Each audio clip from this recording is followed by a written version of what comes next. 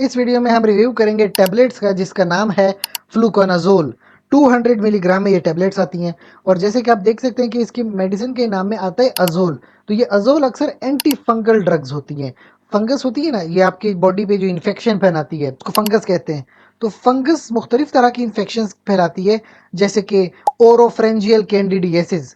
तो ओरोफ्रेंजियल का मतलब मुंह के अंदर के जो है वो एक इन्फेक्शन फैल जाता है। कैंडिडियासिस फंगल इन्फेक्शन को कहते हैं। इसके अलावा इसोफेजियल कैंडिडियासिस, कि आपकी जो खुराक की नालियां हैं उसके अंदर फंगस का इन्फेक्शन हो जाए। अच्छा, इसके अलावा एक होता है क्रिप्टोकोकल मेनिंजाइटिस। ये आपके मेनिंजेस यानी जो ब्रेन के जो लेयर्स हैं उसके अंदर इन्फेक्शन हो जाता है। इसके अलावा खवातीन के अंदर विजाइनल कैंडिडियासिस होता है। इसके अलावा पेरिटोनाइटिस या यूटीआई जिसको कहते हैं, ठीक है, यूटीआई का मतलब यूरिनरी ट्रैक इन्फेक्शन। तो ये फंजाई के मुख्तलिफ तरह के इन्फेक्शन होते हैं, बैक्टीरिया से डिफरेंट होते हैं और इसलिए फिर इनकी जो टैबलेट्स हैं वो भी बैक्टीरिया से डिफरेंट एंटी फंगल ड्रग्स होती हैं।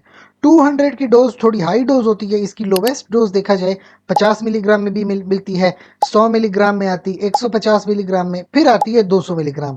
और जो ओरोफ्रेंजियल कैंडिडियासिस है उसमें यही 200 मिलीग्राम की टैबलेट दिन में एक इस्तेमाल होती है। इसोफेजियल कैंडिडियासिस में भी 200 मिलीग्राम की टैबलेट दिन में एक इस्तेमाल होती है, ठीक है। क्रिप्टोकोकल मेनिंजाइटिस, ये थोड़ा सीरियस इन्फेक्शन होता है, 400 मिलीग्राम तक की डोज आप इस्तेमाल कर सकते हो। इसके अलावा जो विजाइनल कैंडिडियासिस है, अगर वो कॉम्प्लिकेटेड ज़्यादा नहीं है तो 150 मिलीग्राम तक की डोज आप इस्तेमाल कर लें। अगर कॉम्प्लिकेटेड है तो तकरीबन तकरीबन आप 2 से 3 डोजेज ले सकते हैं, जिस तरह भी आपको डॉक्टर प्रिस्क्राइब करता है। अगर यूटीआई हो रहा है तो फिर 50 मिलीग्राम से लेकर 200 मिलीग्राम तक की डोज आप एक दिन में इस्तेमाल कर सकती है। बस इतना ख्याल रखें कि डोज इस्तेमाल करने से पहले अपना लिवर का टेस्ट और किडनी का टेस्ट करवा लें और डॉक्टर को लाजमी दिखाएं, क्योंकि इस मेडिसिन का लिवर और किडनी पे असर पड़ता है। तो पहले से आपको पता होना चाहिए कि आपके लिवर और किडनी का क्या फंक्शन है। अच्छा, हेडेक कुछ लोगों को इससे हो जाता है। ज़्यादातर लोग रिपोर्ट करते हैं कि हमें हेडेक हुआ है, उसके बाद आते हैं कि नोजिया हो रहा है यानी मतली हो रही है, पेट में दर्द है, डायरिया हो गया है या जिल्द पे रैश आ गई है, उल्टियाँ हो रही है। उसके बाद कुछ ना कुछ लोग ये भी शिकायत साथ में करते हैं। बहरहाल एक बात याद रखें, एक तो अगर आपको एलर्जी की तरह सिम्टम आते हैं तो फिर इस मेडिसिन को छोड़ दें।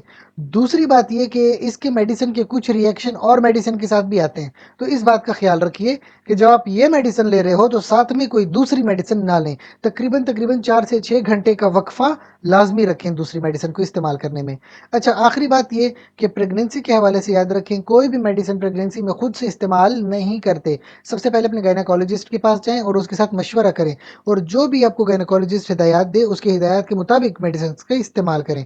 इसके अलावा कोई सवाल हो तो कमेंट सेक्शन में पूछें। साथ ही गुजारिश है, चैनल को लाइक करें, कमेंट करें, शेयर करें, सब्सक्राइब करें। शुक्रिया।